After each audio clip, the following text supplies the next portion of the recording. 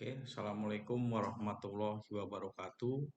Saya Purbo Gunarto, SEMM, dosen BSI. Pada kesempatan ini saya akan menjelaskan mengenai materi perkuliahan Lab Akuntansi Keuangan Lanjutan. Ya, mana pada sesi ini pembahasannya mengenai laporan keuangan konsolidasi. Ya. Kayak kita ketahui bahwa laporan konsolidasi yaitu laporan keuangan gabungan, ya, di mana ada suatu perusahaan yang besar, ya, membeli saham di suatu perusahaan. Laporan keuangan konsolidasi bisa digabungkan apabila persentase sahamnya lebih daripada 50%, ya. Maka otomatis misalnya di atas 50%, kalau contoh di soal ini yaitu membeli 80% saham, ya, di perusahaan yang lain. Artinya sudah lebih daripada 50%.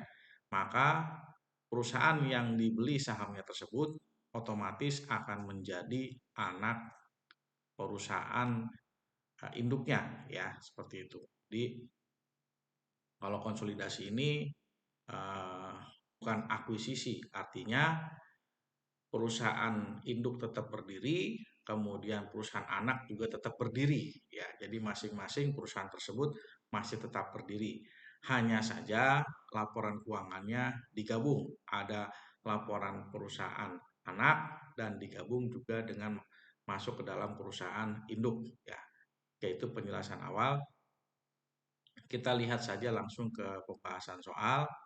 Kita lihat di sini yaitu ada suatu perusahaan, katakanlah PTX, ya, membeli 80% saham PTY, ya, dengan harga keseluruhan sebesar 100 juta, ya. Nah, kemudian di bawahnya lagi ada penjelasan-penjelasan mengenai pembelian saham tersebut, ya. Dikatakan di sini ada laba ditahan, mempunyai saldo kredit sebesar 20 juta, ya. Kemudian PTY memperoleh laba sebesar 20%, ya.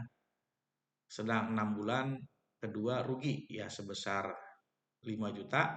Ya, kemudian ada pengumuman dividen sebesar 10 juta. Ya, ini nanti masuk ke dalam perhitungan, ya. Jadi diperhatikan angka-angkanya tersebut, ya. Kemudian masih lihat lagi di soal, di situ ada mengenai investasi saham, ya, bahwa harga perolehannya sebesar 80%, ya, saham PTY, ya. Berikutnya yaitu ada macam-macam aktiva, yaitu sebesar untuk yang PTX sebesar 283 juta, ya. Kemudian ada juga yang nomor 3, macam-macam aktiva PTY sebesar 205 juta. Ya, ini nanti akan digabungkan dalam neraca konsolidasi, ya. Kemudian berikutnya ada hutang, ya. Hutang PTX sebesar 200 juta dan PTY 80 juta. Ini juga nanti masuk ke dalam laporan konsolidasi, ya. Berikutnya yaitu laba ditahan, ya, ada sebesar 83 juta, ya. Kemudian nanti juga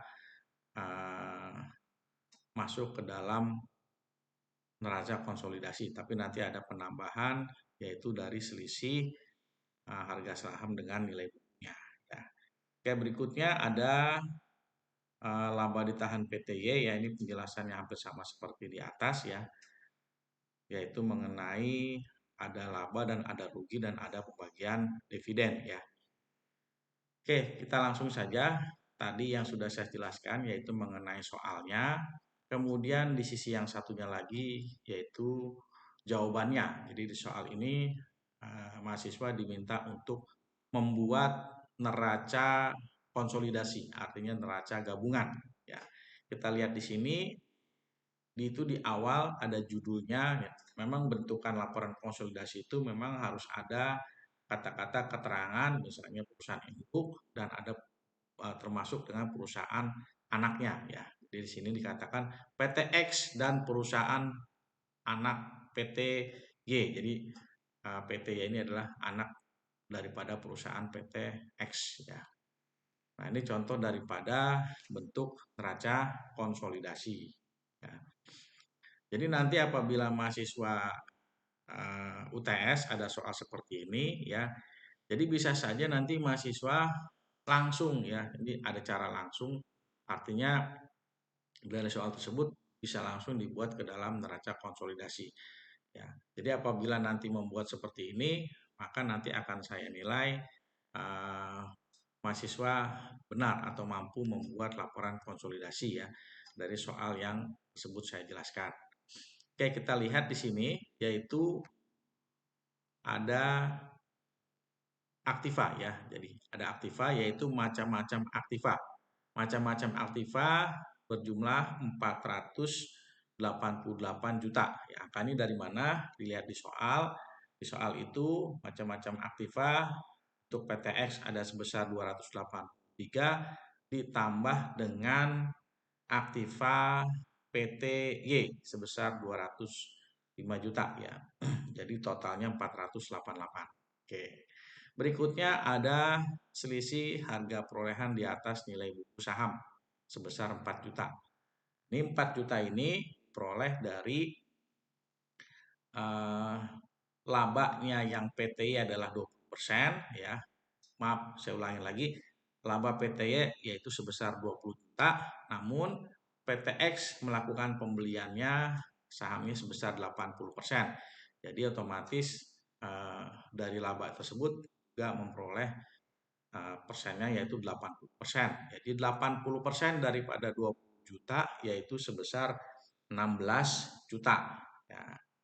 Jadi ini selisihnya yaitu tadi 20 juta 80%-nya adalah 16 juta, jadi selisih 20 juta dikurangin dengan 16 juta ya. Jadi dapatnya sebesar 4 juta.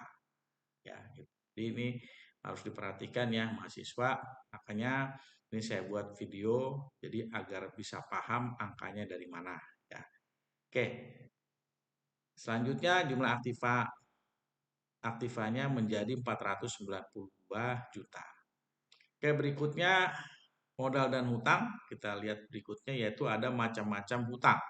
Macam-macam hutang yaitu angkanya sebesar 208 juta.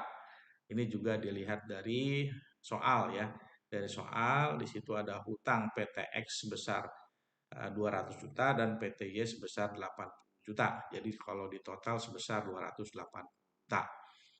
Berikutnya yaitu hak-hak pemegang saham minoritas ya.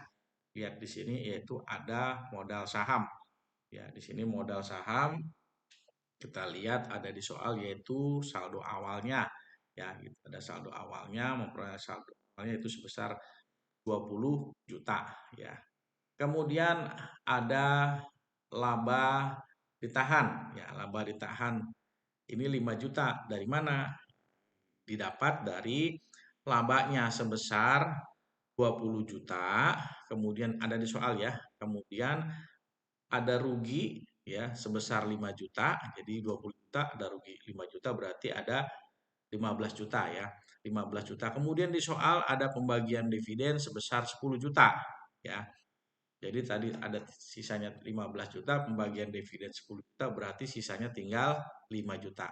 Nah, inilah yang 5 juta masuk ke dalam laba ditahan ya. Oke, berikutnya sehingga apabila ditotal sebesar 25 juta ya. Berikutnya ada perusahaan induk ya, yaitu penjelasannya yaitu di sini ada modal saham. Modal sahamnya yaitu sebesar 100 juta ya. Ini juga ada di soal ya, ada modal sahamnya sebesar 100 juta. Berikutnya yaitu laba ditahan. Ya, laba ditahan sebesar 87 juta. Nah, ini angkanya didapat dari mana? Di soal itu dikatakan ada sebesar laba ditahan PTX-nya sebesar 83 juta ya. Kemudian ada tadi selisih yang 4 juta ya, selisih daripada harga perolehan di atas nilai buku saham ya. Ada 4 juta ya. Jadi dari soal tadi saya ulangi ada 83 juta yaitu adalah laba ditahan PTX ditambah dengan selisih daripada pembelian saham tersebut ya 4 juta sehingga di total jadi 87 juta ya. Berikutnya apabila di total jadinya 108 juta ya. Seperti itu. Kemudian sehingga jumlah hak pemegang sahamnya yaitu sebesar 212 ya. Sehingga apabila di total ya, ini kan neraca ya, yaitu hutang ditambah dengan modal ya 280 juta ditambah 212 jadi angkanya terakhir yaitu 492 juta. Nah, ini balance ya. Ya, yaitu antara aktiva dan pasifanya. Ya, sini aktivanya 492 juta, kemudian utang dan modalnya 492 juta ya. Jadi balance ya. Oke, itu penjelasan dari saya ya. Nanti mahasiswa akan saya berikan soal untuk latihan membuat laporan keuangan konsolidasi. Oke, saya rasa cukup penjelasan dari saya. Terima kasih. Assalamualaikum warahmatullahi wabarakatuh.